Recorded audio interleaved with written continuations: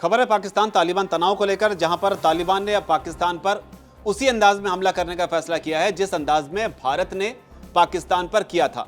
ज्यादा जानकारी के लिए हमारे साथ में चेतन मौजूद है। चेतन, भारत से मुताकी जो हैं वो वापस गए हैं और अब जो खबरें आ रही है उसमें बताया जा रहा है कि अब वाटर बम का इस्तेमाल जो है वो तालिबान पाकिस्तान पर करने वाला है। क्या पूरा मामला? देखिए, जिस तरीके से जब सिंधु जल समझौता जो कि पहलगाम हमले के बाद भारत की तरफ से रद्द किया गया और उस पर एक बहुत बड़ी वो चोट, एक ऐसी नस जो कि पाकिस्तान की भी भारत ने दबा रखी है और जिस पर जो पाकिस्तान है वो तिलमिला रहा है। चाहे वो आसिम मुनीर हो या फिर शहबाज शरीफ, वो बार बार इस चीज़ को लेकर गीदड़ भभकी देते हैं। लेकिन अब वो सिंधु जल समझौता तो अभी तक बहाल नहीं हुआ, लेकिन भारत के करीब आ रहे तालिबान ने पाकिस्तान को सबक सिखाने के लिए एक ऐसा नायाब तरीका निकाल लिया है जिसके बाद वो भारत वाला ही एक्शन माना जा रहा है और उसके बाद पाकिस्तान जो है वो और ज़्यादा गिड़गिड़ाने वाला है। उसको समझ आने वाला है कि भारत और तालिबान मिलकर उसके साथ क्या करने वाले हैं। ठीक है, जिस मैंने सिंधु जल समझौते का जिक्र किया तो कहीं ना कहीं आप ये समझ ही गए होंगे और सर आपने भी कहा कि वाटर बम, दरअसल कुनार नदी जो कि अफगानिस्तान से पाकिस्तान में एंटर करती है, उस पर अब डैम बनाने की जो तैयारी है, हालांकि तैयारी 5 महीने पहले ही कर ली गई थी, योजना बना ली गई थी, लेकिन उस काम को और ज़्यादा तेज़ करने की बात तालिबान ने कह दी है। और ये सब हम सब जानते हैं कि सब क्यों किया गया, ये गुस्सा क्यों निकाला जा रहा है, जो हाल ही में क्लैश अफगानिस्तान यानी कि तालिबान और पाकिस्तान के बीच में हुआ, जिसमें पाकिस्तान को हालांकि मुंह की खानी पड़ी। कई रिपोर्ट्स बहुत सारी आई, हालांकि पाकिस्तान के अलग दावे हैं उसको लेकर। पाकिस्तान का एक बयान है, उससे हिसाब भी हो जाता है। पाकिस्तान ने कतर से अपील की थी कि अल्लाह के वास्ते अफगानों को हमला करने से रोकें। तो ये बयान अपने आप में बताता है कि पाकिस्तान किस तरीके से अंडर प्रेशर था इस पूरे टशन में। नहीं, बिल्कुल। और इसमें अगर हम जाएं इस चीज़ों को लेकर, तो वो अफगानिस्तान जिसे ना यूएसएसआर जीत पाया ना अमेरिका जीत पाया, क्योंकि वो गोरिल्ला वॉर में बहुत ज़्यादा माहिर माने जाते हैं। ठीक है, उस पर नहीं जाएंगे, लेकिन फिलहाल कुनार नदी वाले मामले पे आ जाते हैं कि इस प्रोजेक्ट को लेकर अफगानिस्तान और तालिबान ने अब बहुत ज़्यादा तेज़ी इसमें लाने की बात कही है। खुद जो तालिबान के सुप्रीम लीडर हैं अखुंजादा, उन्होंने साफ तौर पर निर्देश दिए हैं कि चाहे कुछ भी हो, हमें बाहर की कंपनीज अगर नहीं आ पा रही हैं तो अफगान की कंपनीज को वो टेंडर दिया जाए और तुरंत इस समस्या का समाधान किया जाए। उस पानी को मोड़ के दूसरी जगह लाया जाए। अब वो दूसरी जगह आएगा तो उससे आप समझिए 45 मेगावाट जो बिजली है वो तालिबान यहाँ पर बना पाएगा और इसी के साथ 34,000 जो मेगा हेक्टेयर का जो ज़मीन है उसमें सिंचाई आसानी से हो पाएगी। लेकिन वो पानी जब तालिबान मोड़ देगा तो उससे कहीं ना कहीं पाकिस्तान को झटका लगेगा, क्योंकि वो जो कुनार नदी का पानी है वो खैबर पख्तूनख्वा के इलाके जो कि पाकिस्तान का एक प्रांत है, वहां पर सूखे के आसार हो जाएंगे। रिपोर्ट्स ये कह रही हैं कि 20 लाख लोग जो हैं वहां के, वो सीधे तौर पर प्रभावित होने वाले हैं। इस नदी के बारे में भी जान लेते हैं कि आखिर कैसे ये चलती है और कहां से कहां बहती है। दरअसल कुनार नदी जो अफगानिस्तान की 5 प्रमुख नदियां हैं, उनमें से एक महत्वपूर्ण नदी एक ही है। ये चित्रल से निकलती है और करीब 480 किलोमीटर का जो सफर है वो तय करने के बाद काबुल नदी में ही मिल जाती है, जो आगे जाकर पाकिस्तान में मिल जाती है।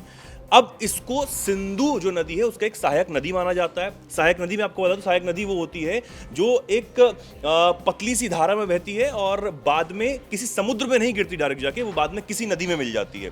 तो इसका भी ऐसा ही है कि काबुल नदी में आगे जाकर ये मिल जाती है, जो कि पाकिस्तान में है। इसको अगर रोक दिया जाता तो मैंने बताया कि कितना बड़ा प्रभाव जो है वो पाकिस्तान पर पड़ने वाला है। इसके बारे में अगर और जाने तो काबुल नदी का जो ज़्यादातर पानी है वो पाकिस्तान की तरफ जाता है। खैबर पख्तूनख्वा इलाका जैसे कई पाकिस्तानी इलाके जो हैं वो अफगान के पानी पर ही इस वक्त निर्भर हैं।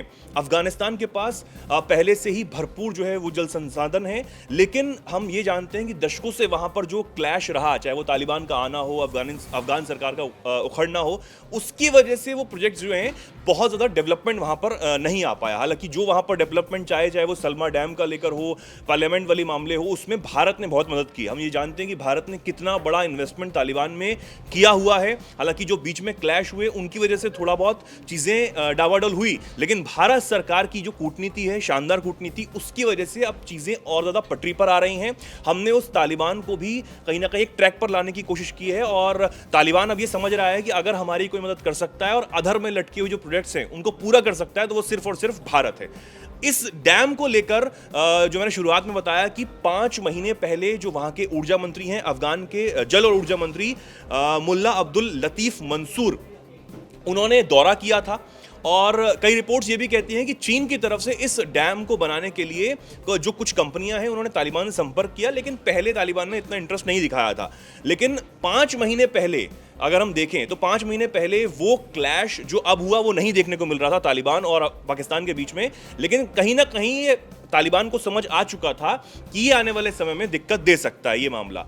अब इस नदी को लेकर अगर हम थोड़ा कंपैरिजन करें सिंधु जल समझौते से और इस नदी से जो कि अफगानिस्तान और पाकिस्तान के बीच का मामला है, सिंधु जल समझौते को लेकर जब हमने इसको रद्द किया सर, तो पाकिस्तान की तरफ से ये गिदड़ भपकी दी जाने लगी कि भाई ये समझौता आप रद्द नहीं कर सकते, क्योंकि वो एक समझौता मान रहा है। लेकिन हमने अपने तर्क दिए, हम रोक सकते हैं और हमने रोका हुआ है, जो आप कर सकते हो कर लो। यहाँ तक कहा कि अगर आपने डैम बनाया तो हम उसको मिसाइल से उड़ा देंगे, बमबारी करेंगे, आधी दुनिया खत्म कर देंगे। वो फालतू की जो बातें वहां से की गई, ठीक है, लेकिन जो अफगानिस्तान यानी कि तालिबान ने अब कुनार नदी का पानी रोकने की बात की है, डैम बनाने की बात की है, खास बात इसमें यह है कि इस नदी को लेकर कोई समझौता पाकिस्तान और अफगानिस्तान के बीच में नहीं है ऑफिशियली।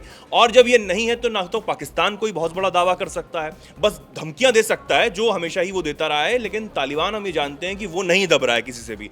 जब वो अमेरिका को, ट्रंप को सीधा चेतावनी दे देता है कि हम कोई बगराम एयरबेस नहीं देंगे, हम तुम्हारे वो हथियार नहीं देंगे, जो कर सकते हो वो कर लो। तालिबान तो कहता भी है कि हम दुश्मनी भी बहुत अच्छे से करना जानते हैं और दोस्ती भी अच्छे से करना जानते हैं। और मुत्तकी की वो बात मुझे याद आ रही है, जब वो भारत आए उन्होंने साफ तौर पर कहा कि बगराम की एयरबेस की अगर आप बात पूछ रहे हैं तो हम डिप्लोमेटिक तरीके से बात करने के लिए तैयार हैं, आइए स्वागत है, लेकिन अगर कोई वर्दी में आना चाहता है तो वो बर्दाश्त नहीं किया जाएगा। ये साफ तौर पर मुत्तकी की तरफ से कहा गया था। अब इसी के साथ जो ऊर्जा मंत्री हैं, अफगान के जल मंत्री हैं, मैंने बताया कि अब्दुल लतीफ मंसूर, उन्होंने ये भी एक बार दोहराया है, एक बार फिर से इस बात को कहा है कि अफगान जनता को अपने पानी के संसाधनों का प्रबंधन करने का पूरा हक है। काबुल और कुनार नदियां पाकिस्तान के लिए बेहद अहम है, क्योंकि ये उसकी कृषि और पेयजल आपूर्ति का बड़ा हिस्सा है। ये कहीं ना कहीं अगर हम इसको देखें तो ये ठीक वैसा ही बयान है जो भारत की तरफ से दिया गया था सिंधु जल समझौते वाले मामले में, कि भैया हमें पूरा हक है, हम जानते हैं हम क्या कर सकते हैं और हमें क्या करना चाहिए। यही बयान अफगानिस्तान की तरफ से दिया जा रहा है। तो इसको लेकर बहुत सारी चीजें हैं। अगर हम थोड़ा सा और इसमें जानना चाहें कि ये कितनी इंपॉर्टेंट चीज है, तो इसमें यह कहा जा रहा है कि अफगानिस्तान के जो जल मंत्री हैं वो इस बात को भी कह रहे हैं कि पहले चीन की एक कंपनी ने कुनार नदी पर बड़े बांध में निवेश वो करना चाहती थी, इससे 2000 मेगावाट तक जो बिजली है वो पैदा हो सकती है। और जनवरी में जब तालिबान सरकार ने सिंधी को बांध निर्माण करने का ऐलान किया था, तब पाकिस्तान की तरफ से भी उस पर बयान सामने आया था और ये कहा गया था कि ये युद्ध की शुरुआत हो जाएगी। तो अगर युद्ध की शुरुआत जो हुई, जो पिछले दिनों जो क्लैश हमें देखने को मिला, उसमें पाकिस्तान वो बहुत ज्यादा कुछ कर नहीं पाया। उसमें हमने ये देखा कि वो अपने ही इलाकों में बमबारी करता हुआ नजर आया प्लेन से। तालिबान का वो बहुत ज्यादा जो नुकसान है, जिसका वो दावा पाकिस्तान कर रहा है, उस दावे की कोई सच्चाई पाकिस्तान नहीं दिखा पाया, जिस तरीके से वो भारत के नुकसान की बात करता है, बेबुनियादी बात करता है। और पाकिस्तान तो एक ऐसा देश है जो कि इस चीज़ के लिए जाना जाता है कि जो चीज़ उसकी नहीं है उस पर कैसे दावा करना है। पीओके के मामले में आपने देखा किस तरीके से 1947 में पाकिस्तान ने किस तरह की हरकत की। खैर, लेकिन ये भी एक दिलचस्प बात है कि अफगानिस्तान की जो तालिबान सरकार है उसने वाटर बम का फैसला ऐसे दौर में भी लिया। टाइमिंग ऐसी रही जहां पर मुत्ताकी भारत दौरे से वापस लौटते हैं और भारत ने भी कुछ ऐसा ही फैसला सिंधु जल के मामले में लिया, जल समझौते के मामले में लिया। और उधर अफगानिस्तान ने भी अब ठान लिया है कि पाकिस्तान की नाक में अब एक नए मोर्चे से, कूटनीतिक मोर्चे से भी दम करना है, क्योंकि जो युद्ध जैसी स्थिति बनी थी उसमें कतर की मध्यस्थता के बाद में चीज़ें जो हैं ठंडी हो गई। लेकिन अब ये अलग मोर्चे पर अफगानिस्तान जो है वो पाकिस्तान को घेरने की कोशिश कर रहा है।